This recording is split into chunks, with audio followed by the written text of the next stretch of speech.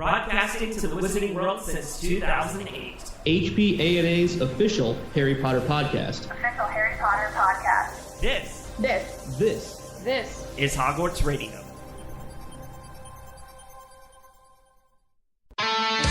This is Hogwarts Radio, episode 208 for August 12th, 2018. Hogwarts Radio's HPANA.com's podcast discussing all things Harry Potter, Fantastic Beasts, and the rest of the Wizarding World. For the quickest up-to-date news on the franchise, make sure you check out HPANA.com. Hello, everyone, and this is Hogwarts Radio, broadcasting to Harry Potter fans worldwide since 2008. I'm Terrence Pinkston. I'm Bailey Riddle. I'm Luke Hogan. I'm Gretchen Rush. And I'm Kelsey Cooper. Our show can be found virtually anywhere online, such as iTunes, the Google Podcasts app, Spotify, iHeartRadio, Stitcher, and other places where podcasts are aggregated. It doesn't matter where or how you listen, just make sure to tap the subscribe button and we guarantee you'll have a new episode each Sunday. We also invite you to visit hogwartsradio.com for on-demand episodes of the podcast. While you're there, you can browse the site to learn more about the show, the people behind the microphone, and how you can become a part of the team. Hogwarts Radio is also on Patreon. By pledging, you'll have instant access to many benefits, including exclusive merchandise, host vlogs, behind-the-scenes planning of the show, Hogshead Radio, and much more. Visit patreon.com/Hogwarts Radio to sign up today.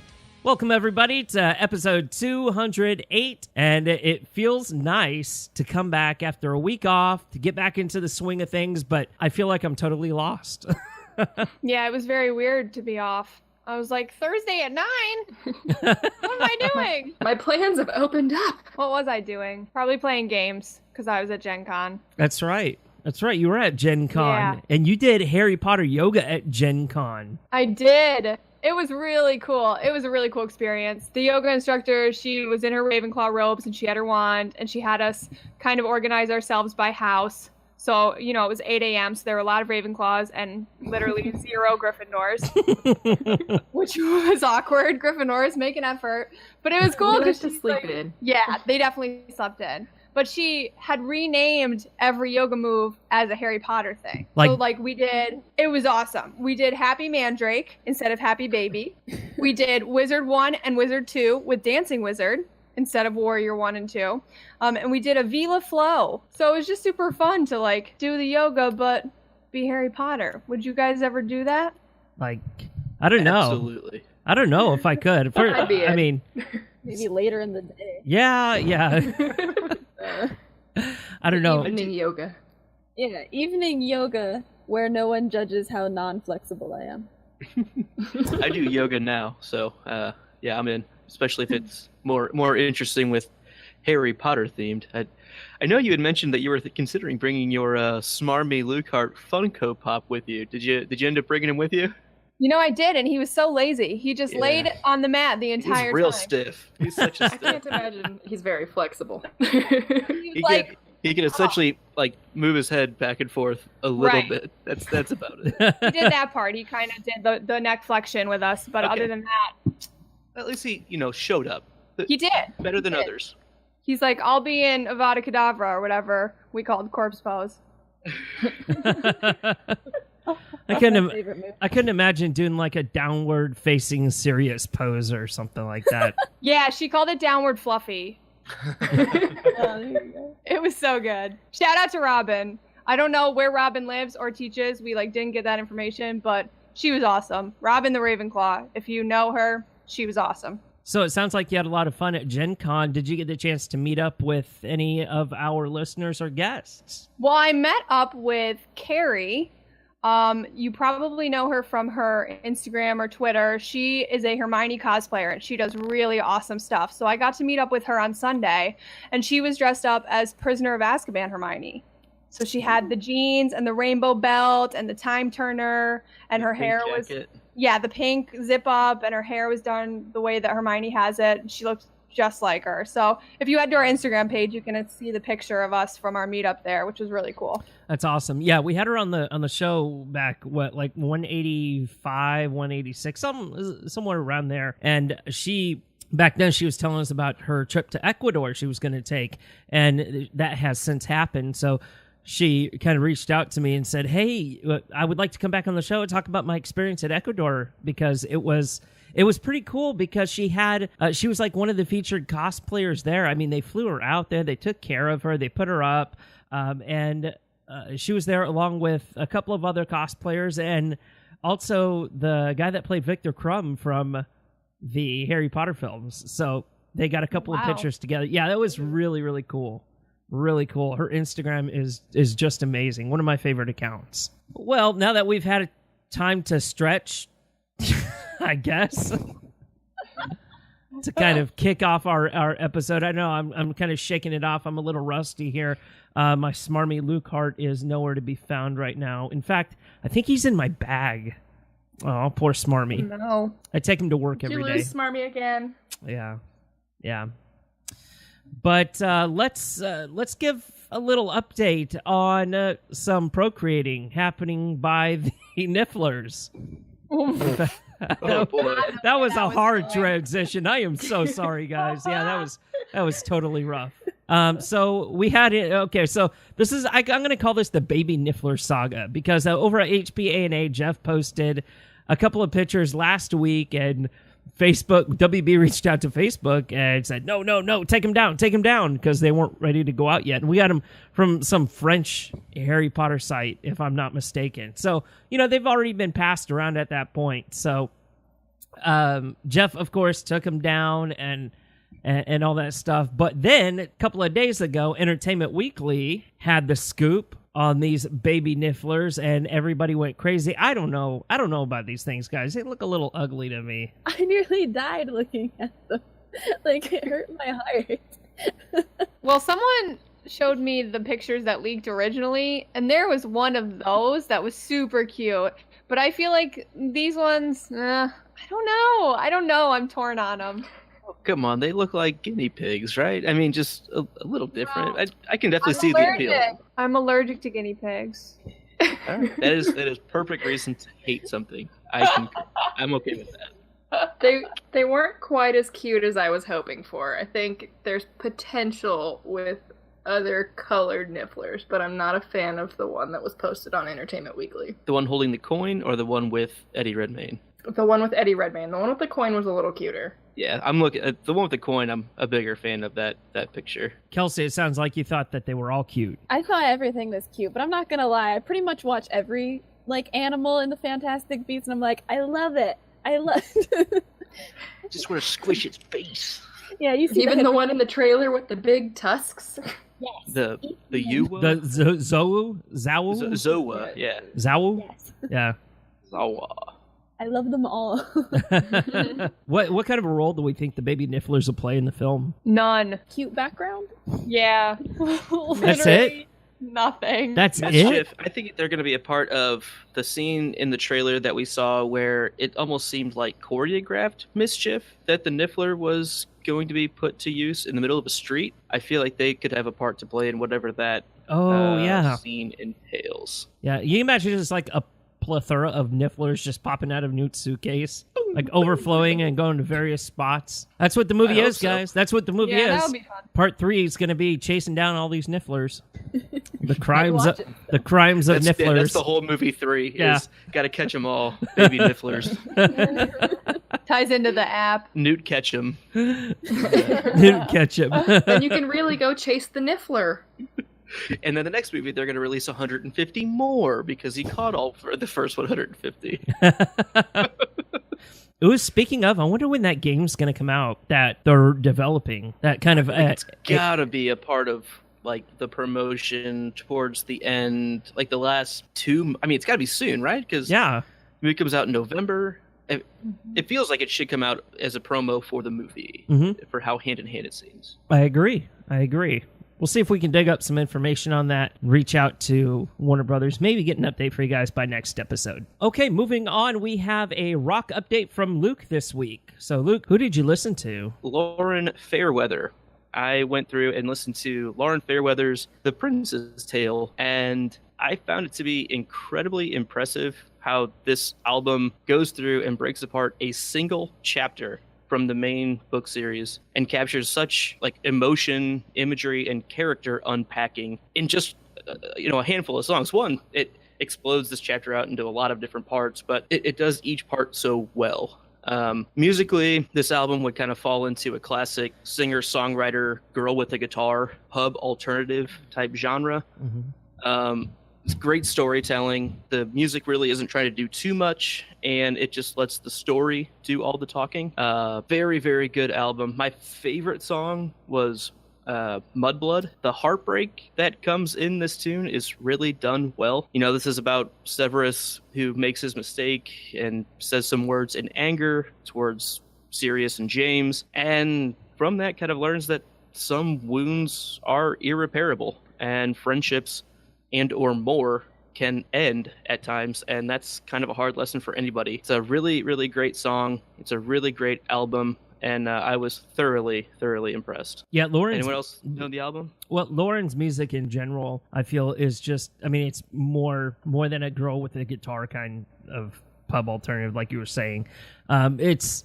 Her songs really have these deep meanings to them. I mean, it's amazing. Like you said, Luke, she can take an entire chapter and make an album out of it. It's incredible. And, just the emotion that she conveys in her songs is simply amazing. I think that's what makes her, an incredibly talented artist in this Wizard Rock community. Yeah, I'm always a fan of belting out "It's Real for Us" in my car when it comes on. I never listened to this one, so I'm gonna have to listen to it. You've got homework. Now I know what I'm listening to on the commute. Yeah. So be sure to follow Lauren at LaurenFairWX on Twitter and check out her YouTube channel for vlogs, DIY, and more original music. Send in your Wizard Rock recommendations to at LucaFerocious and at Hogwarts Radio on Twitter with the hashtag RockList, WROCK list, for suggestions on which Wizard Rock album or artist I should listen to for next week. And I'll definitely be hitting up Luke's Spotify playlist to check out this album. So if you would also like to see it, it is Hogwarts Radio Rock on Spotify, and you can listen along each week and send us your thoughts. Okay, Luke, I know you got to peace out. It was an early episode for you, but you got some things to take care of. So, all right. Well, as always, it's been fun. Bye, Luke. Bye. Bye, Smarmy. You know what's so hard about taking the week off? It's something that you literally can't do nowadays with all this news coming out. Just, a couple weeks ago, we had 7-8 news stories. I think this week, Gretchen, you have quite a few, but I love it. It's amazing that there's still so much news coming out of Warner Brothers, coming out of the fandom, coming out of celebrations because it's that time of the year. We have a lot of stuff coming out of the theme park. So, gosh, I guess we'll just break it down one by one this week. And Gretchen, what do we have on tap first? All right. So first we've got the Dark Arts are coming to the Warner Brothers Studio Tour in London this fall. It sounds like it's going to be a really awesome event. It's running from September 28th until November 10th. So you've got a good while to catch it. And basically it's going to be a special feature dedicated to the Dark Arts right on time with Halloween. So it'll be really cool to line up with that.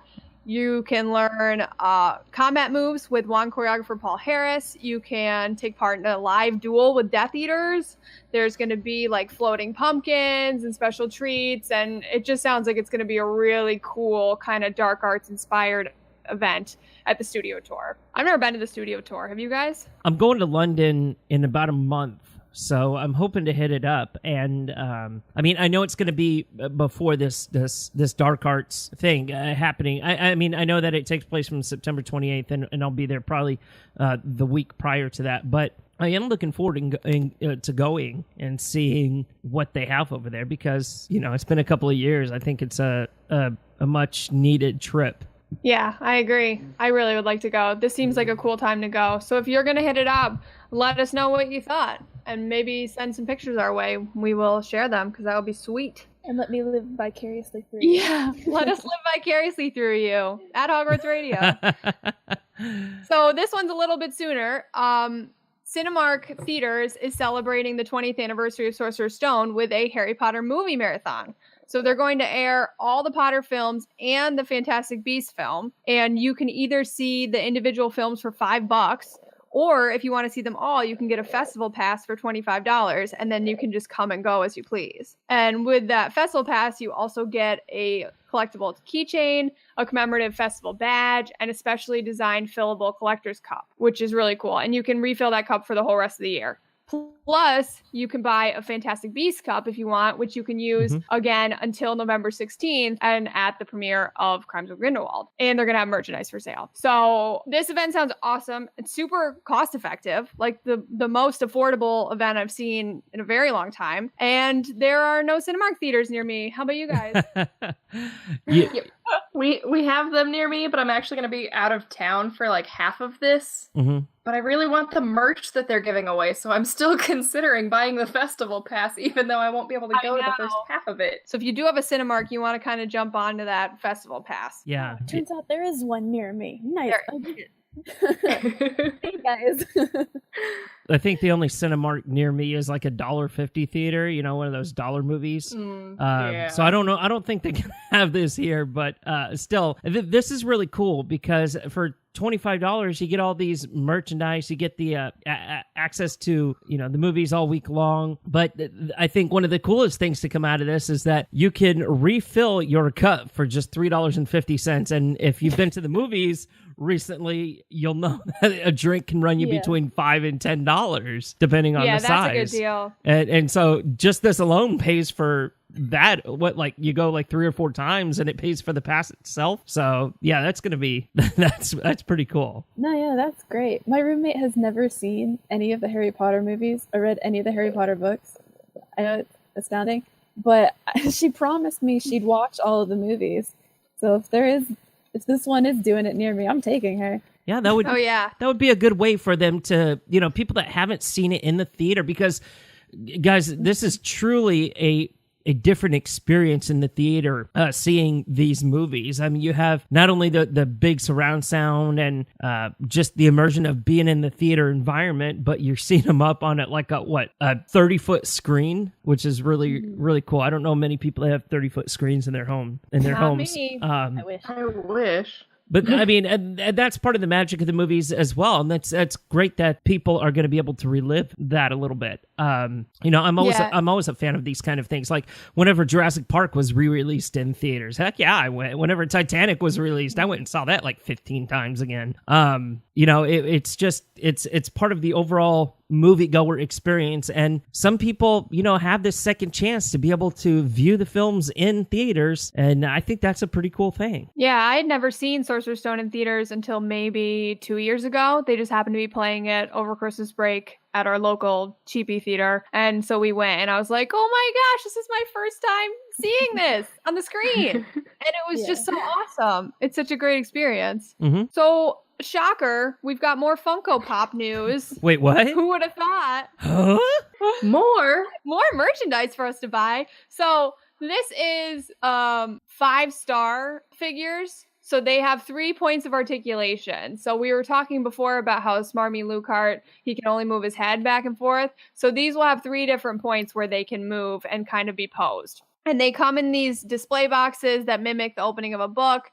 And they also come with an adorable accessory related to the characters. So it's kind of cool. So you can get Harry with Hedwig and his Hogwarts letter, Ron with Scabbers and a chocolate frog, Hermione with a quill and Hogwarts a history, Dumbledore with Fox, and Hagrid with the Happy Birthday Harry cake. And they're only, or you can get all of them for $40. So that's pretty cool. And they're also going to have exclusives at Walmart, which are slightly different versions of Harry, Ron, Hermione, and Hagrid, plus Snape that you can only get at Walmart, who's going to have a cauldron and a potion bottle. So guys, are these must-buys as well? What are you thinking? Yeah, you know what? I'm looking on Amazon Prime right now at this Harry one. It's only $10.70. This is great. I like these a lot better than just the regular Funko Pops. They look a little less creepy. You know, the eyes on all of the other ones make them creepy, especially Dobby. Oh my goodness. Dobby is a little frightening. Yeah. You know what scares me about Dobby is the 10-foot Dobby has toenails, and it is the weirdest thing. Or 10-foot. The 10-foot Dobby. I don't need a trying to imagine 10-foot Dobby. That would be really terrifying in like the Funko looking thing, but 10 feet tall.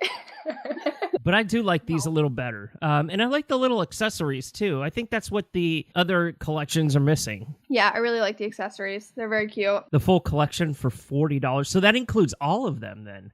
That includes Harry, Ron, Hermione, Hagrid, and Dumbledore, right? And Yep, Harry, Ron, Hermione, Hagrid, and Dumbledore. Pretty good. Yeah, so if you're getting, I mean, you might as well, if you're going to get all of them, you might as well get that deal because it's like you're getting one for free, you know? Mm-hmm. So super cool. And you're saving on shipping too if you go through Amazon Prime. It's really neat. There you have it. So there's been a lot of talk. Maybe you've heard it, maybe you haven't.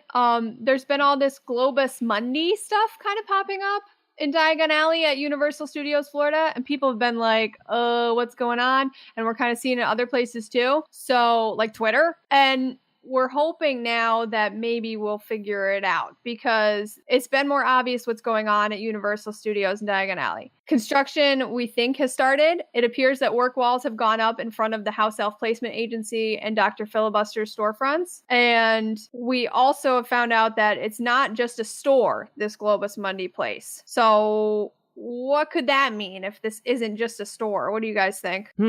I don't know. Okay, so I'm looking at their Twitter account right now. It says the description says a world of magic exists. We can send you there. So that automatically tells me it is some kind of a traveling agency kind of thing. They might have like a store where you could buy like the products of that particular agency and you can book trips maybe to destinations. My first thought was like maybe they'll book you tours around the Wizarding World of Harry Potter. Like they'll show you like, oh, you're gonna do a dark arts tour, and so we'll do Nocturne Alley and then we'll stop at Hogwarts, you know, like some kind of tours within the park would make sense to me. It's the toilets in the Ministry.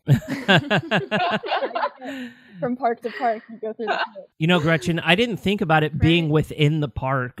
My original thought was, well, they're gonna book throughout the world, you know, going to see like the real life places, like being on the Hogwarts Express or getting to travel to all these different places that the movies were shot. I never thought that it would be like kind of an inter-park kind of thing. That's pretty cool. I like that a lot. Yeah, I feel like that would be cool. I also could see it definitely being booking for other places, but that just seems weird to me as like a location you would visit because it seems like that would be easiest done not at a theme park, so I don't know. No, that actually makes total sense. And it would be cool, you know, to have tours to point out some of the things that you might not have seen before. Like, you know, a lot of people just kind of take in the entire park. They don't really glance at the details too much. So you might be looking in different storefronts and seeing a copy of Magical Me by Gilderoy Lockhart, and then given some information about that at the same time as staying in character. So I think that would be really neat. A good experience to add to the theme park. Yeah, I think it'd be cool. Bailey, have you seen any sign of this at the one in California? No, this is strictly a Diagon Alley thing in Orlando. So unfortunately, it's not something that we'll be seeing out here anytime soon unless they decide to expand, which I don't know what space they would expand into, but I would love for them to. Yeah, I'm sure there's going to be more information coming out because things that are under construction, unless they are massive undertakings with the Wizarding World of Harry Potter, don't stay under construction for long. So I have a feeling that we'll know before the end of the summer what Globus Mundi is. Fun fact, Globus Mundi follows 25 accounts on Twitter, and we are one of them. So fascinating. Yeah, pretty cool stuff. That's the news. All the news that's fit to podcast. Is there news that's not fit to podcast? It's like... Yes, and I leave it out. I'm a professional. Let's move on to some announcements before the show gets out of hand today. Rate and review our podcast on iTunes. Your support goes a long way to letting other Harry Potter fans know about the show. And guys, it just doesn't have to be iTunes. It can be wherever you get your podcast. And if they have a rating system and a review system, just leave us a rating and a review there. And it helps, other people that are looking for shows know what other Harry Potter fans think about Hogwarts Radio. Next, I had such a fun time at LeakyCon this past weekend. I was there for literally an hour. I was there from 10:15 to 11:15, and then I drove back because I had a lot of work things going on right now. But it was a 4-hour drive there, an hour panel, then 4 hours back. So I was a part of the Harry Potter, Podder, a panel of Potter podcast hosts. And I had such a fun time. It was wonderful seeing everybody. Mike Schubert was there from the Potterless podcast that we had on the show once. Danny Chapman from Potterotica, Adriana Wilson from Accupolitics, Sequoia Thomas from Fanatical Fix and Where to Find Them, Vanessa Zoltan from Not Sorry Productions and the Harry Potter Sacred Text, and then Ariana Nettleman from Harry Potter and the Sacred Text. So it was a big panel. I mean, there were 7 of us up there, and it was just a lot of fun seeing everybody. And I'm sorry that I couldn't stick around and see the other panels, but I did have to get back down to San Antonio because I am just slammed with work right now. So it was so much fun seeing everybody. And this week, let's go ahead and move on to our discussion this week. We're continuing our Marauder series. I know we took a little bit of a detour the past couple of episodes, and I really, as we sit here and record this, I can't believe it's already episode 208. Seems like we just did 200 a few episodes ago. But we're going to be talking about the James Potter. Last time we talked about Peter Pettigrew. We're going James Potter this time. And everything associated with him. So let's give a little bit of background on James Potter. James, in my opinion, was, whenever I first read about him, was kind of a bully. And I don't like bullies. I mean, that's my big thing, is I absolutely hate people that bully other people just so they can feel big. And I think that's what James did while he was at school. And, you know, that sticks with people for the rest of their lives, at least the people being bullied. Even though these bullies may grow out of it, just they're left, the people that were bullied, the victims, are left with those lasting impressions. And I think that's why Snape really never got over it. Yeah, I don't like that about him. He's definitely not my favorite. And I actually posed the question on our Instagram, and if you're familiar with Instagram, you can do like a sliding thing almost. So it's kind of like picking on a scale. So I said, like, how do you rate James? And answers were super split. Some people answered literally 0, like the furthest to the left they could answer. Some people answered 100 all the way to the right. And then other people were in the middle, towards the not like end, towards the like end. So it seems like the consensus is not a consensus when it comes to James. The consensus is not. The consensus is not. So it's very interesting. I'm excited to talk about him. So let's dive into James Potter. James Potter, a.k.a. Prongs, was his marauder's name. He was born on March 27th, 1960. He died October 31st, 1981, at the hand of Lord Voldemort. He is a pureblood, or was a pureblood, attended Hogwarts from 1971 to 1978. He is a Gryffindor, and his Patronus and Animagus were both a stag. Now, the actor of James was played by Adrian Rollins in the film adaptations of Sorcerer's Stone, Goblet of Fire, and Deathly Hallows. In Chamber of Secrets, Prisoner of Azkaban, Order of the Phoenix, footage from the earlier films were used. In Order of the Phoenix, James was played as a teenager by Robbie Jarvis, and as a child by Alfie McIlwain in Deathly Hallows Part 2 in flashback scenes.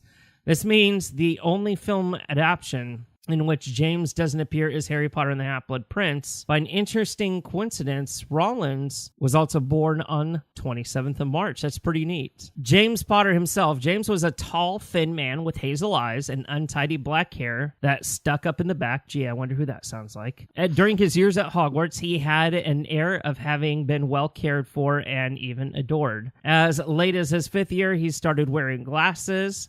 His son Harry was constantly noted to look very much like him, having the same untidy hair, thin face, mouth, eyebrows, and even hands. In his Animagus form, James was a tall and powerful red stag large enough to subdue an adolescent werewolf alongside Sirius's bear-like black dog form. So that's pretty neat. A lot of folks don't remember that James was an animagus. I mean, whenever we think we're so like the movies are just well ingrained into our heads, and we're thinking, oh, his Patronus. Yes, his Patronus was a stag, but he was also an animagus, very gifted at transfiguration, it seems. His personality: he was a clever, talented wizard, but very mischievous in his youth. He was arrogant and boastful, and occasionally bullied and jinxed other students just for fun, particularly his longtime rival, Severus Snape. However, even in the stage of arrogance, he still displayed some positive qualities of character. Despite being a pureblood, he strongly disagreed with the concept of blood purity and was disgusted with any prejudice towards Muggle-borns and did not hold prejudice toward werewolves. I want to ask the panel real quick here,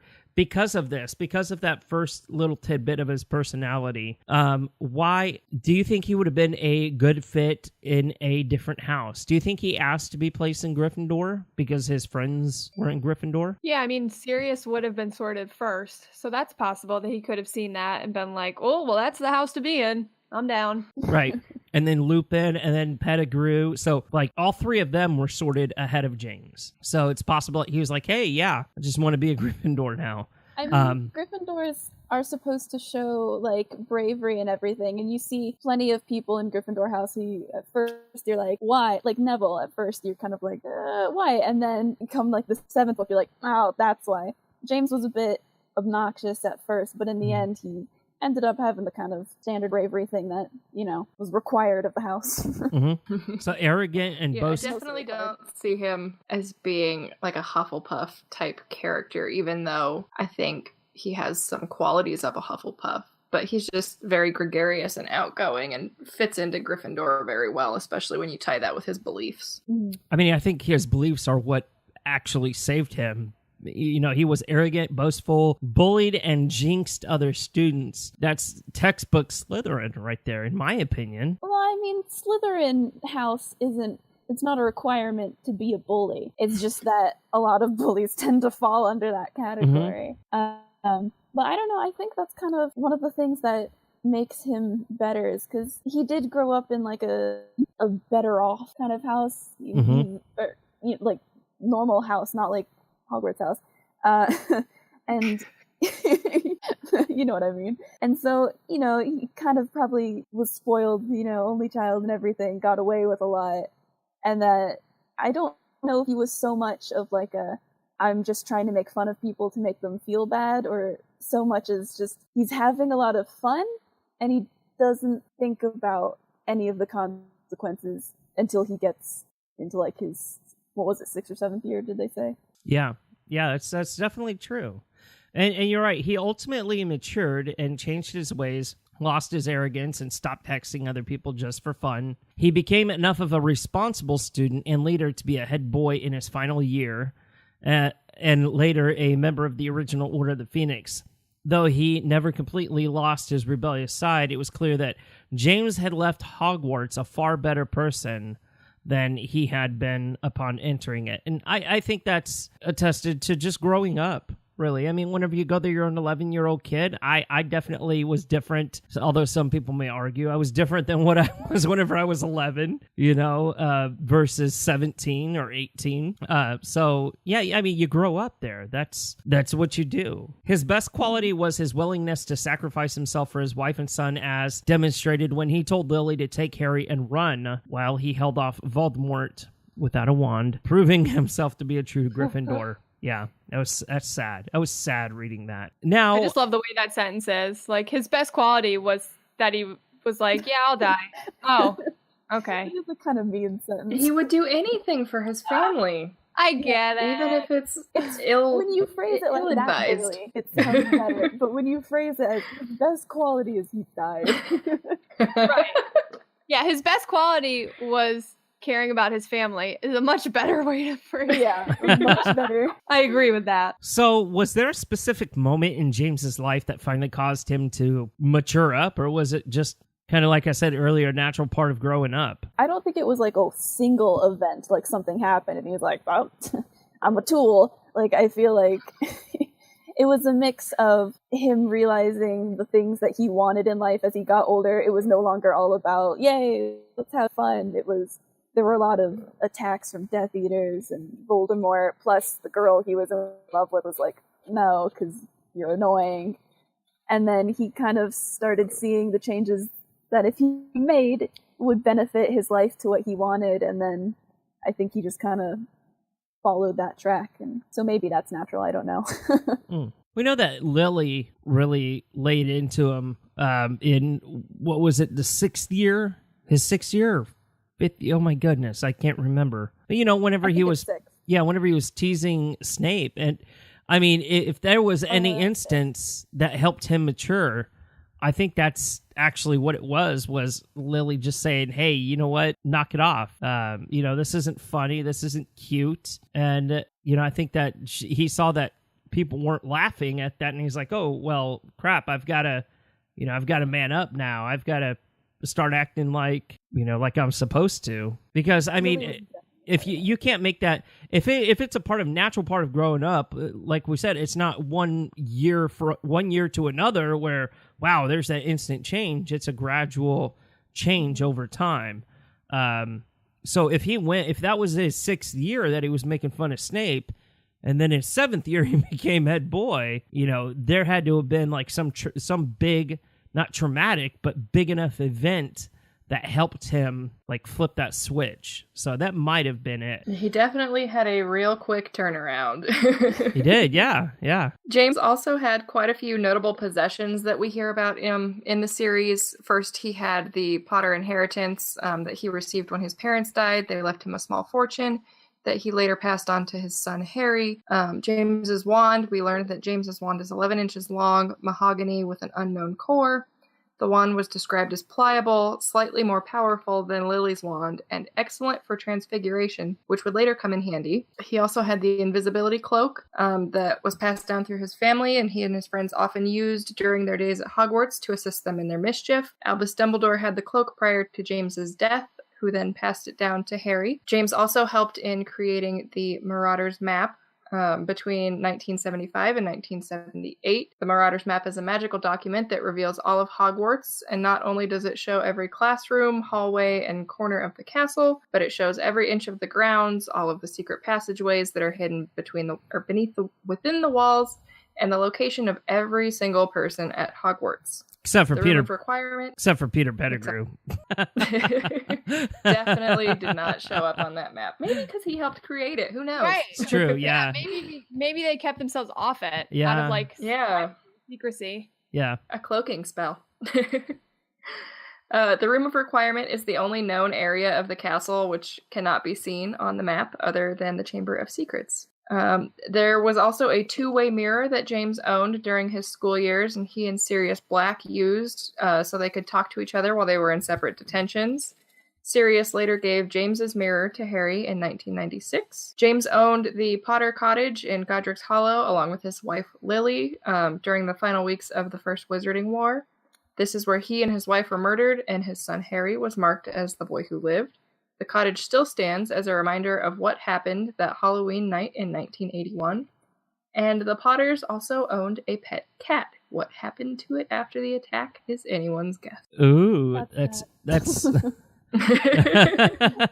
Why do we even know that? That's such a random detail. If there's anything that I know about J.K. Rowling, she just doesn't throw in random details for shits and giggles. I mean, like, this cat... It's secretly Crookshanks. Yes, that's what I'm thinking. The theory. Okay, she just threw it in, but all of us are the nerds going like, I wonder what happened to the cat.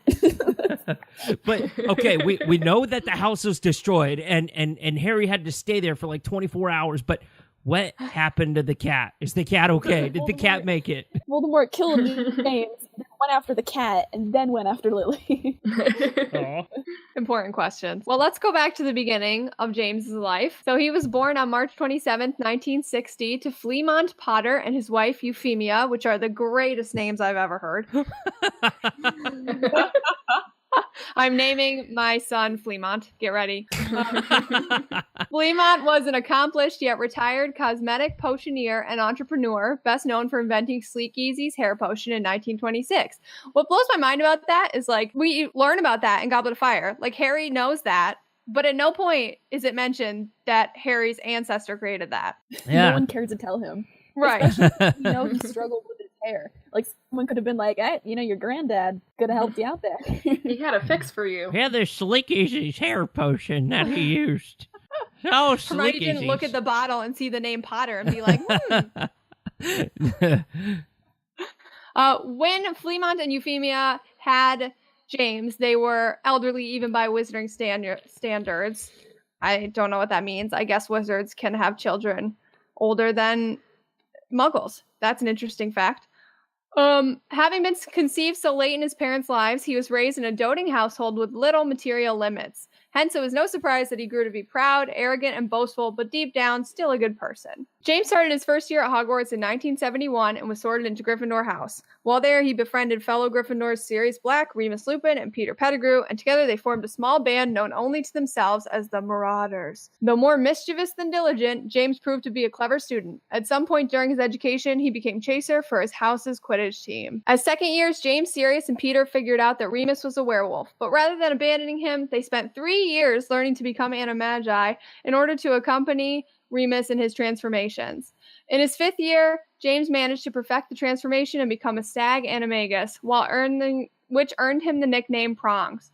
Using their new nicknames, the 4 friends created the Marauders map, which displayed the Hogwarts castle area and everyone within it, which made sneaking out of the castle and avoiding teachers much easier. So it took them 3 years to learn to become animagi. I always say animagi because I'm Christian and like the Magi. So I apologize for that pronunciation. I feel that. You feel that? Animagi, I guess. It just sounds wrong. I used to say that till my sister started yelling at me. So they learned to become each an animagus. And like that blows my mind. Can you even imagine how much work went into that and research? Yeah, on top of like already like all the school stuff that they already had to do. I mean, can you imagine like the practice sessions that they had? Like, I can imagine many trips to the hospital wing, and Madame Pomfrey's like, how did that hoof get there? Or something like that, you know? That must be, it was a massive undertaking. I mean, in addition to creating the Marauders map, it seemed like they were all gifted, like in certain ways. And we'll get into them as we talk about each and every one. But, you know, that's very advanced magic. And being able to, create a map of the entire school that shows what everybody's doing at every single moment of the day, with the exception of Chamber Secrets and the Room of Requirement, and to research on how to become animagus. That's crazy. That's a crazy amount of work. It is. And I also am just thinking, like, it took until 5th year for them to be able to even help Remus. So that's like 4 years of him having to go through these transformations by himself. It's kind of sad. But it is sweet that they were like, oh, we got you, buddy. And then we're like, what's the one idea we've got? Okay. And then stuck with it for 3 years. Like, right. It's a bit of a long game. Way sooner than that. Like, sorry, buddy, you're on your own. I'll give you chocolate when it's over. Yeah. Here, we'll help you. Just give us 3 years to accomplish it. Yeah. But, you know, they stuck through that, you know, and worked for 3 years to be able to do that. That showed how much they really cared for Remus, I think, to go through all that effort. Yeah, it's a beautiful friendship. For the vast majority of his time at school, James was somewhat of an obnoxious youth with a love of showing off and exceptional self-confidence that bordered on arrogance. Snape once said that James was so arrogant that criticism simply bounced off him. This rebellious attitude was notably shaped by the negative qualities he developed, such as the habit of ruffling his hair to make it look as though he had just alighted from his broomstick and hexing innocent students for no other reason than because he could, especially Severus Snape. He just sounds so, what's the word? Dreamy? No. He sounds like such a jerk. He's like, Yeah. Yeah, such a bad boy, right? Ugh, gross. James and Snape had a strong rivalry throughout their time at Hogwarts. To Remus and Sirius, the reason this rivalry began was due to Snape's jealousy over James's talent at Quidditch and his popularity, as well as Snape's interest in the dark arts, which James despised. However, it was later revealed that James and Sirius had got off on the wrong foot with Snape from the beginning.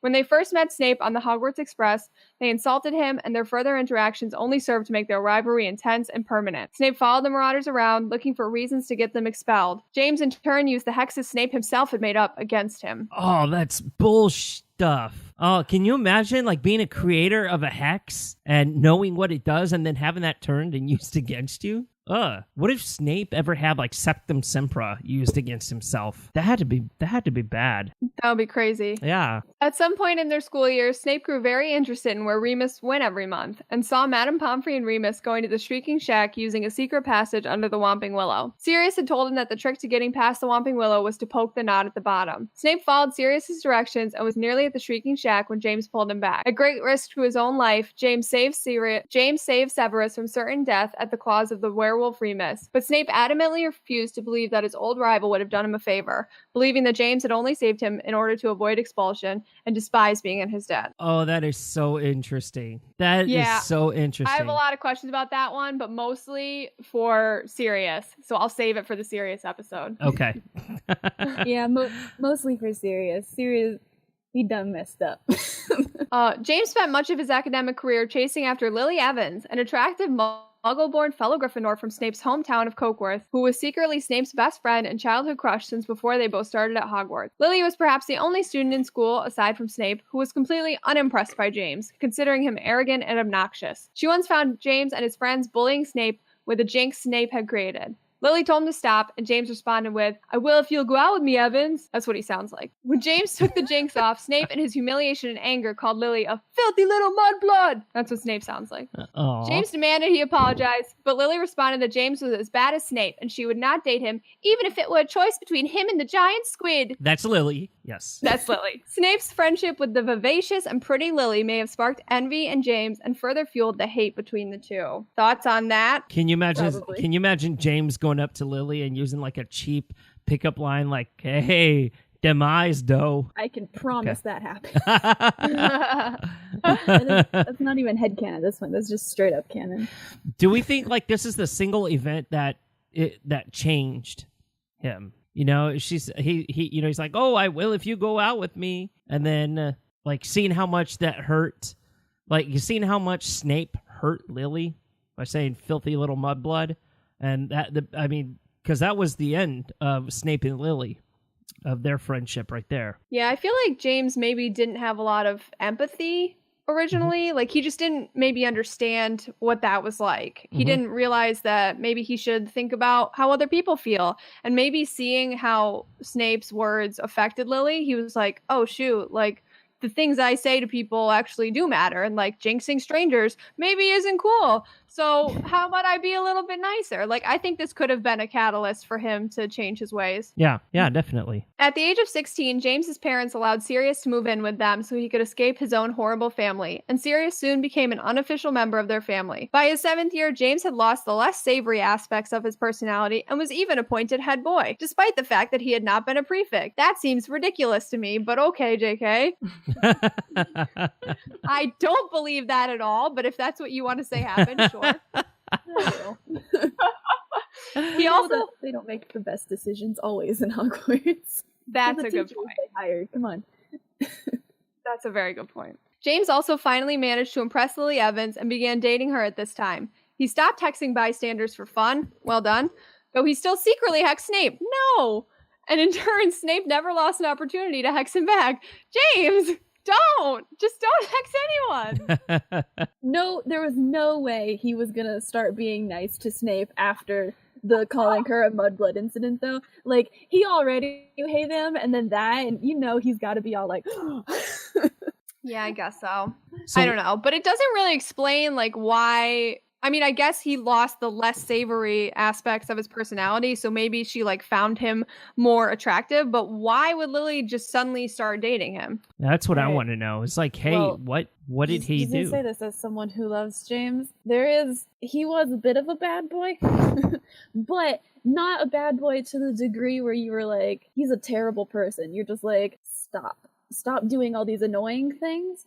And then when he ends up kind of losing those, you can see why he would have a sort of charm to certain people and a complete repulsion to others. So maybe she just liked the whole bad boy aesthetic he had once he stopped being a real bad boy. Yeah, a real bad boy. Yeah. Yeah, once he was just like a fake one, she's like, oh, okay, that's cute. I can get with that.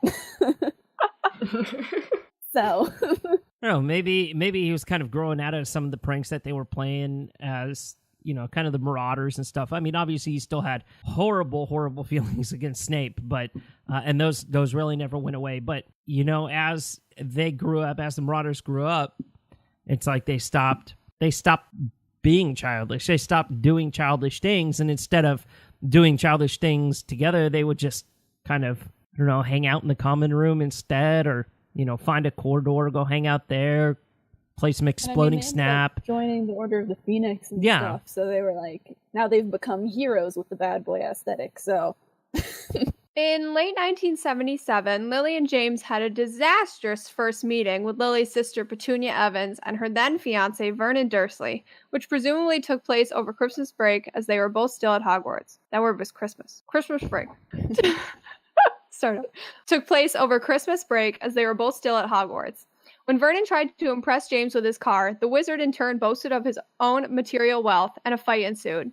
The evening ended with both Vernon and Petunia storming out of the restaurant, Lily bursting into tears, with James promising he'd apologize, which he never did. Petunia was married by the end of 1977. Though Lily and James were invited to the wedding, Petunia refused to have Lily as a bridesmaid, upsetting her deeply.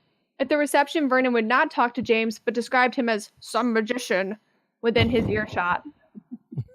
Some magician. That was I had wizard friends. That's how I introduced them to him as some magician. This is some magician. I don't know. Gosh, I really, you know, this is one of the things that I wish didn't happen. That Lily and Petunia really didn't have this falling out. I don't know. I feel like that it would have. Obviously, it would have benefited the situation, but I just wanted Lily and James to kind of have, you know, kind of be normal. I don't know what I'm trying to say with this. Like, I didn't want there to be a falling out with Vernon and Petunia. I wish that didn't happen. It's just extra sad because Petunia was just jealous. She just saw all these cool things that Lily got to do, and she was like, "Oh, I want to do that." Mm-hmm. Mm-hmm. I mean, I can easily see why she was jealous, but like, she let it go way too far. Yeah. I think had Petunia married someone who was less Vernon-like, they might have had a chance of actually having a relationship despite Petunia's jealousy. Yeah. No, I can see that. Yeah, he only fed into her jealousy. He literally turned her into a Dursley. Yeah. Yeah. So I think it's time to talk about the death of James Potter. This is very, very sad. Very sad. So let's set the scene with this. When the Dark Lord arrived at Godric's Hollow on Halloween in 1981, James told Lily to take Harry and run. After his wife and son were out of the room, he stood to face the most dangerous dark wizard of all time on his own, in order to give his wife and child time to escape the cottage. However, James made a fatal mistake. He had left his wand in the living room, where he had been entertaining his young son with it before Voldemort's arrival. Voldemort effortlessly killed him with the killing curse.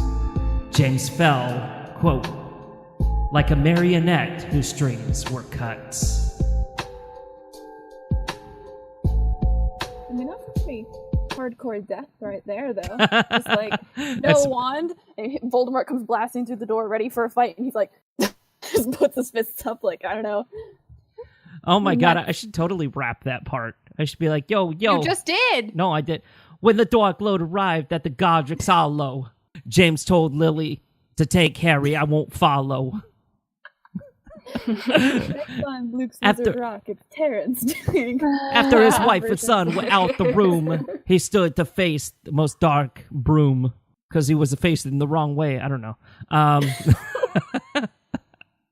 So very, very sad how he was murdered, but very, very brave, very courageous. Very courageous. And again, probably his most redeeming quality. Yeah, I agree. Okay. If there's anything to like about James, it's the way that he died, I guess, which is terrible to say.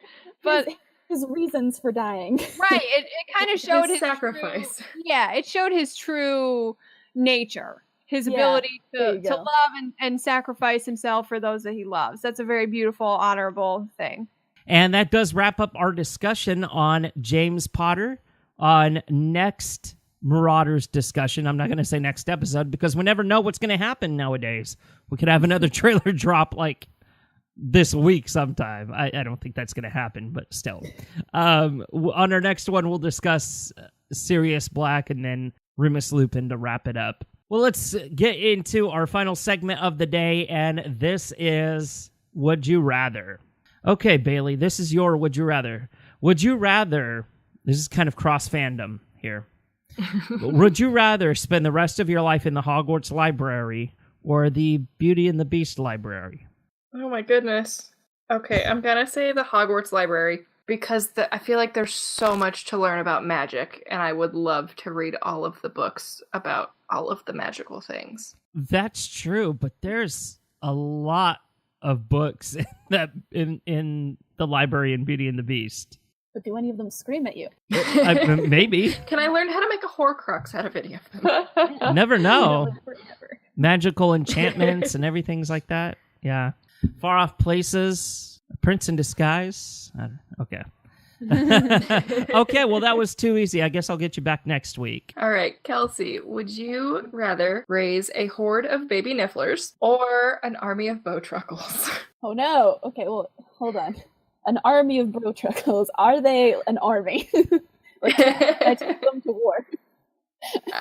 If you train them to, sure. Oh man, that's the hardest question anyone's ever asked me in my life. Probably the horde of nifflers, because I can send them out and bring me gold and shiny things, and I too like shiny things. So, I mean, I feel like that it's very close between the two of them, but I'm gonna say the horde of nifflers because I also get free stuff out of it. So, all right, Gretchen, would you rather be one of Hagrid's magical creatures or one of Newt's magical creatures? Or I guess Fantastic Beasts. Yeah, you're one of them. Okay, it doesn't matter which beast I am. Anyone, but you're under their protection. Yeah, protection. Wow, that's actually a hard choice because they both love their animals so much, and they both are mommies to their babies. Oh, so I guess it's more a question of where do I want to be in the world? Because Hagrid kind of stays at Hogwarts, so do I want to live only at Hogwarts? Or do I want to be with Newt, who... Well, Newt's going to travel, but also you have to remember that Hagrid teaches now. So you could Hagrid's busy, yeah. He could be teaching stuff about you to his students. I don't know if I want people learning about me either. So I think I'm going to go with Newt, because I love Eddie Redmayne. Not that that's what you're asking at all, but... and I also think traveling the world would be fun in his suitcase of other beasts. We can all hang out and all talk about our mommy Newt. I think it'd be a fun time. Good question. So, Terrence, inspired by our discussion, would you rather spend 3 years trying to accomplish one thing, whatever that thing may be, or would you rather spend 7 years chasing the same person and trying to get them to like you? Well, I've done one of those things, but I think the 3-year one would be it'd be a little bit better because by then there's a skill that you can retain, right? There's something that you've learned, you've invested your time in. The other one, you've just wasted 7 years, so unless it pays off, like it paid off for James. Well, yeah, but still, I mean, it didn't pay off for me. It didn't pay off for me in my situation. I appreciate that answer. I dig it.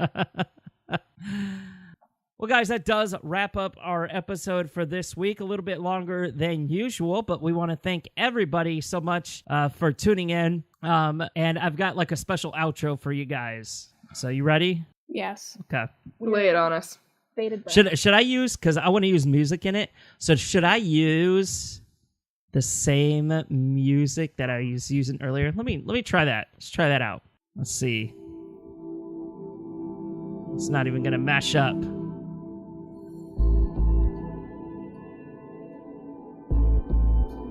The outro of Hogwarts Radio. Oops.